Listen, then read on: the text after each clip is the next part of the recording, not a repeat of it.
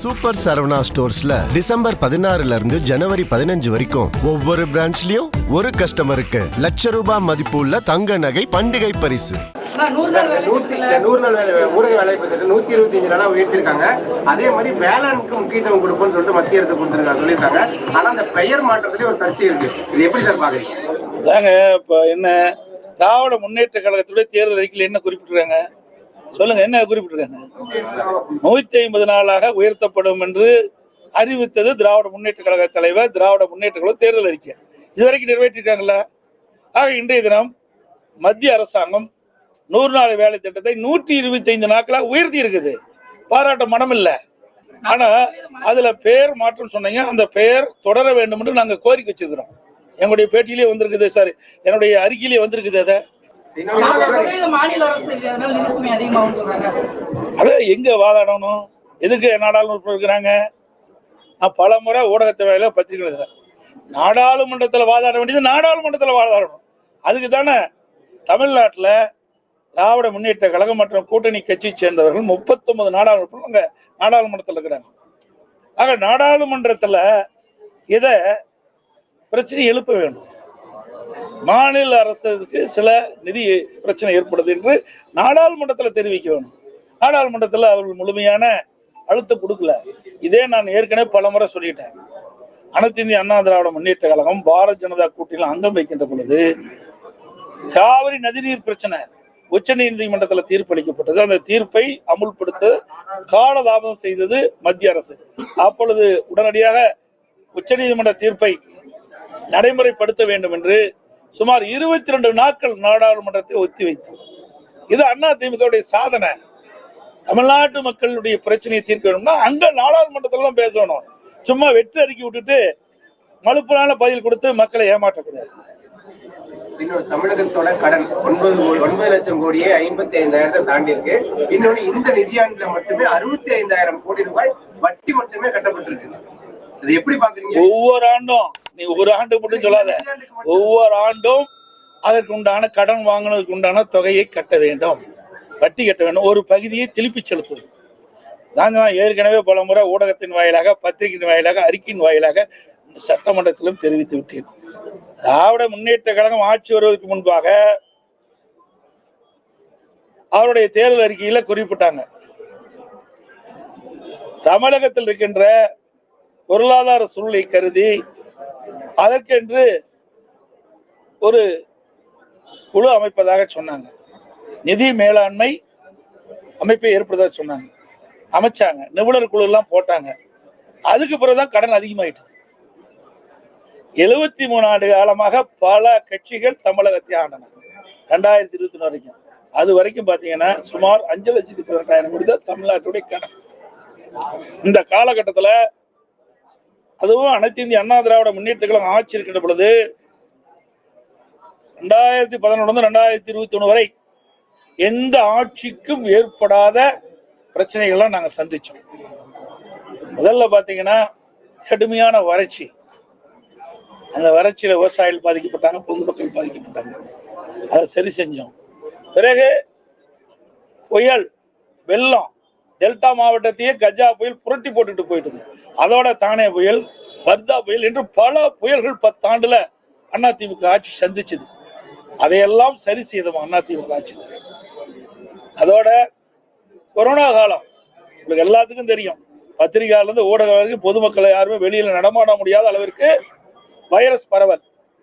அப்படிப்பட்ட கொரோனா காலத்துல ஒரு ஆண்டு அரசுக்கு வர வேண்டிய வரி வருவாயில எதுவுமே இல்லை. அப்ப கூட ஒரு சிறப்பான ஆட்சி கொடுத்தோம். கொரோனாவுக்கு 40,000 கோடி செலவு செஞ்சோம். வருமானமே இல்லாத போது செலவும் செஞ்சோம். பல திட்டங்களை நிறைவேற்றி கொடுத்தோம். உங்களுக்கு நிறைய தெரியும். உங்களுக்கு இன்றைக்கு இந்த 100 ஏரி திட்டம், அத்திக்கடை வனாசி திட்டம், சேலத்துல எவ்வளவு உயர்மட்ட பாலம், 10 ஆண்டுகளை நீங்க பாத்தீங்கன்னா அதிமுக ஆட்சியில் தான் ஏராளமான திட்டங்களை கொண்டு வந்து நிறைவேற்றுகிறோம். நல்ல சாலை வசதி, நல்ல பாலங்கள், நல்ல கல்லூரிகள், மருத்துவக் கல்லூரி, சட்டக்கல்லூரி, கலை மற்றும் அறிவியல் கல்லூரி, இப்படி நிறைய திறந்து நிறைய வளர்ச்சி பணிகளை மேற்கொண்டோம். திமுக ஆட்சியில் என்ன செஞ்சாங்க? கடனை மட்டும்தான் வாங்கிட்டு இருக்கிறாங்க.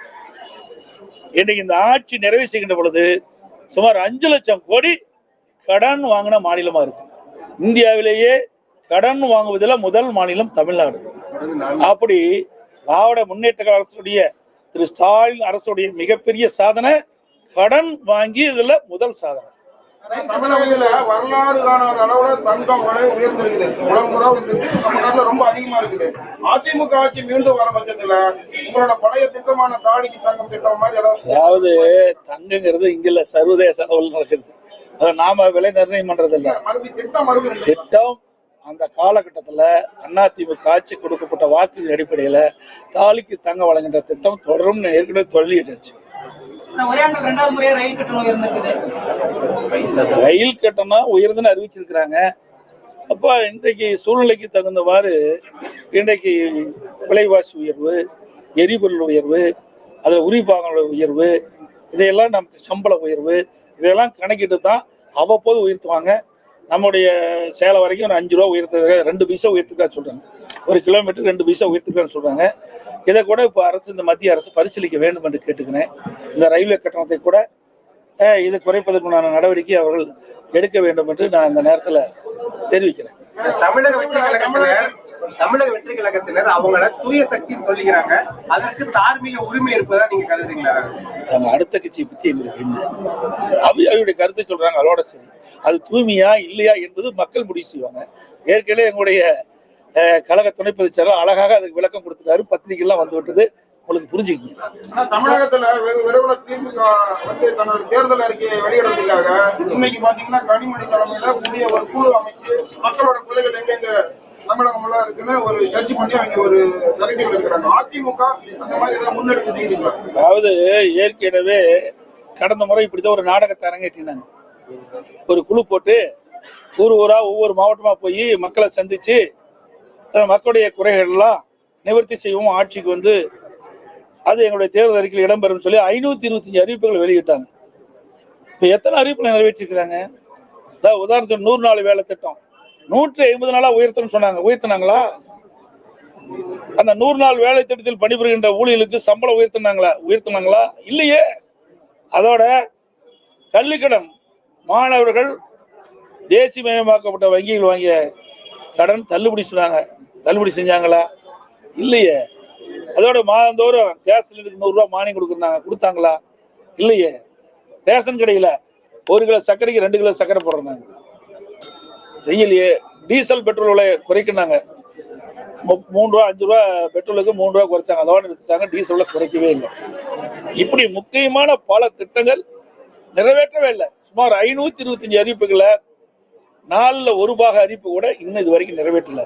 இப்படி மக்களை ஏமாற்றி கவர்ச்சிகரமாக அறிக்கை விட்டு வாக்குகளை பெற்ற பிறகு, ஆட்சிக்கு வந்த பிறகு கொடுக்கப்பட்ட வாக்குறுதியை காற்றில் பறக்க விட்ட ஒரே அரசாங்கம் திமுக அரசாங்கம். அது போலதான் இப்போ அப்படி இருக்கும். அதிமுகவை பொறுத்த வரைக்கும் கொடுக்கப்பட்ட வாக்குறுதி நிச்சயமா நாங்கள் நிறைவேற்றுவோம். விரைவில் அனைத்து இந்திய அண்ணா திராவிட முன்னேற்ற கழக தலைமை இந்த தேர்தல் அறிக்கை தயாரிக்கின்ற குழு பெயர்கள் அறிவிக்கப்படும். செவிலியர்கள் தொடர்ந்து போராட்டத்தில் ஈடுபட்டு இருக்காங்க. அவங்களை போராட்டம் பண்ணிட்டு இருந்தா கொண்டு வந்து கிளாம்பாக்கத்துல விடுறது, அதே மாதிரி மறுபடியும் அவங்களை மண்டபத்தில் அடைக்கிறது, இப்படியே தொடர்ந்து ஈடுபட்டு இருக்காங்க. இப்ப தேர்தல் அறிக்கையில 10 ஆண்டுக்கு பணிபுரிகிற அனைத்து ஊழியர்களையும் வந்து பணி நிரந்தரம் பண்ணும் தேர்தல் அறிக்கையில குறிப்பிட்டதா சொல்லிதான் அவங்க போராட்டம் பண்றாங்க. இன்னொரு நீதிமன்றம் கொடுத்த தீர்ப்பையும் எதிர்த்து மேல்முறையீடு போயிருக்காங்க. இதை எப்படி பாக்குறீங்க? தாங்க, ஏற்கனவே இவர்கள் வந்து தேர்தல் அறிக்கையில திராவிட முன்னேற்ற கழகம் ஆட்சிக்கு வந்தா அரசு காலி இருப்பிடங்கள் முழுவதும் நிரப்பப்படும் சொன்னாங்க. அதாவது அரசு காலி பணியிடங்கள் 3 லட்சம் காலி பணியிடங்கள் இருப்பதாக சுட்டி காட்டினாங்க. அரசு சார்ந்த காலி பணியிடங்கள் 2 லட்சம். ஆக மொத்தம் அரசாங்கத்தின் மூலமாக 5 லட்சம் காலி பணியிடங்கள் நிரப்பப்படும் சொன்னாங்க. இது வரைக்கும் நிறைவேற்றிருக்காங்களா? கடந்த சட்டமன்ற கூட்டத்தொடர்ல 50,000 அரசு காலி பணியிடங்கள் நிரப்பப்பட்டதா அறிவிச்சிருக்கிறாங்க. இது வரைக்கும் இந்த 4.5 ஆண்டு காலத்துல 75,000 பேர் ஓய்வு பெற்றுட்டாங்க, பணி ஓய்வு பெற்றுட்டாங்க. அதுலயே 27 பாக்கி இருக்குது. கொடுக்கப்பட்ட வாக்குறுதி எதுவுமே நிறைவேற்றது கிடையாது. செவிலியர்களை பொறுத்த வரைக்கும் ஒப்பந்த அடிப்படையில் அவர்கள் பணியில் நியமிக்கப்பட்டாங்க. ஒரு குறிப்பிட்ட ஆண்டுகளானா அதை பணி நிரந்தரம் செய்வது எல்லா ஆட்சியிலும் இருப்பது. ஆனா இந்த அரசு வேண்டுமென்றே திட்டமிட்டு ஏற்கனவே கொடுக்கப்பட்ட வாக்குறுதி நிறைவேற்றாம அதை வாக்குகளுக்காக அறிவிப்பை கொடுத்து வாக்குகளை பெற்றாங்க. ஆட்சிக்கு வந்தாங்க. ஆட்சிக்கு வந்த போது கொடுக்கப்பட்ட வாக்குறுதியை மறந்த அரசாங்கம் திமுக அரசு. 1 கோடி வாக்கால் நீக்கலீங்க. தவறான செயலை சொல்லிடாதீங்க. இது நீங்க பத்திரிக்கை கூட நம்புங்க, தவறான செய்தி வெளியிடக்கூடாது. இது யாருடைய ஆட்சி நடக்குது? திராவிட முன்னேற்ற கழக ஆட்சி நடக்குது. இந்த அரசாங்கம் யாருடைய கட்டுப்பாட்டில் இருக்குது? ஆட்சியாளர் கட்டுப்பாடு. மாவட்ட ஆட்சித்தலைவர்கள் யார் கட்டுப்பாட்டில் இருக்கிறாங்க? சொல்லுங்க, பேசவே பாருங்க. ஆட்சியாளர் கட்டுப்பாடு. அவருடைய தலைமையின் கீழ் தான் இந்த பணியெல்லாம் நடக்குது. புரியுதுங்களா? இதுல நாங்க கேட்க வேண்டிய கேள்வி நீங்க எதிர்கட்சி கேட்டுட்டு இருக்காங்க. எதிர்கட்சி தான் கேள்வி கேட்கணும். ஆளுங்கட்சி இருக்கின்ற பொழுது இதை வேண்டுமென்றே திட்டமிட்டு எஸ்ஐஆர் பணி முழுவதும் நிறைவேற்றப்பட்டு விட்டால் போலி வாக்காளர் நீக்கப்பட்டு விடுவார். போலி வாக்காளர்னா எல்லாமே இரட்டை வாக்காளர், போலி வாக்காளர். அதுல யாரெல்லாம் உண்மையான வாக்காளரை தவிர்த்து மீதி எல்லாம் வாக்காளர் பட்டியல் இடம்பெற்று அத்தனை பேருமே போலி வாக்காளர் தான் கருதப்படுவாங்க. 21 ஆண்டு காலமா இந்த எஸ்ஐஆர் பணியை மேற்கொள்ளல. அதனால இறந்தவர்கள் எல்லாம் தேர்தல் நேரத்தில் உயிர் பெற்று வந்து திமுக காரனால ஓட்டு போட ஆரம்பிச்சாங்க. அதுதான் பதறாரு, கதறாரு. ஆக இது நாள் வரை இறந்தவர்களை வைத்து நாம் வெற்றி பெற்று வந்தோம், போலி வாக்காளர்களை வைத்து வெற்றி பெற்று வந்தோம். இப்போ அதற்கு ஒரு இடையூறு வந்துட்டது.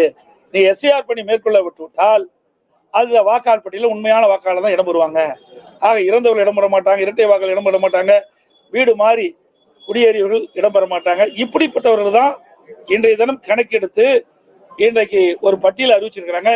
எப்ப கூட அதில் உண்மையான வாக்காளர் விடுபட்டு இருந்தா அதற்கு 1 மாத காலம் வாய்ப்பு கொடுத்திருக்கிறாங்க. அவர்கள் குறிப்பிட்ட அந்த படிவத்துல அவர்கள் பூர்த்தி செஞ்சு சம்பந்தப்பட்ட பூத்தருடைய தேர்தல் அறிவிட்டு கொடுத்தா சேர்த்திக்குவாங்க.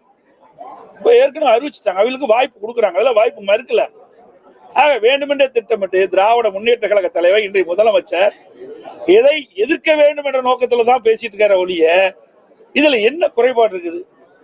இது எல்லா கட்சிக்குமே பொதுவானது. உண்மைக்கு மாறாக இருக்கின்ற வாக்காளர் பட்டியலிருந்து விடுவிக்க வேண்டும் என்பதுதான் எங்களுடைய நோக்கம். உண்மையான வாக்காளர் தான் வாக்காளர் பட்டியல் இடம்பெற்று தேர்தல் நேரத்தில் வாக்களிக்க வேண்டும் என்பது எங்களுடைய நிலைப்பாடு. அதன் அடிப்படையில் இதை வரவேற்கிறோம். சரி, அனைவருக்கும் வணக்கம், நன்றி. சரி, அனைத்து ஊடகங்களுக்கும் பத்திரிகை நிறுவனங்களுக்கும் இனிய தைப்பொங்கல் நல்வாழ்த்துக்கள், இனிய ஆங்கில புத்தாண்டு நல்வாழ்த்துக்கள். நன்றி, வணக்கம். அனைத்து ஊடகங்களுக்கும் பத்திரிகைகளுக்கும் கிறிஸ்துமஸ் நல்வாழ்த்துக்கள். சூப்பர் சரவணா ஸ்டோர்ஸ்ல டிசம்பர் 16 இருந்து ஜனவரி 15 வரைக்கும் ஒவ்வொரு பிரான்ச்லயும் ஒரு கஸ்டமருக்கு ₹1,00,000 மதிப்புள்ள தங்க நகை பண்டிகை பரிசு. மின்னம்பலம்.com தமிழின் முதல் மொபைல் பத்திரிகை.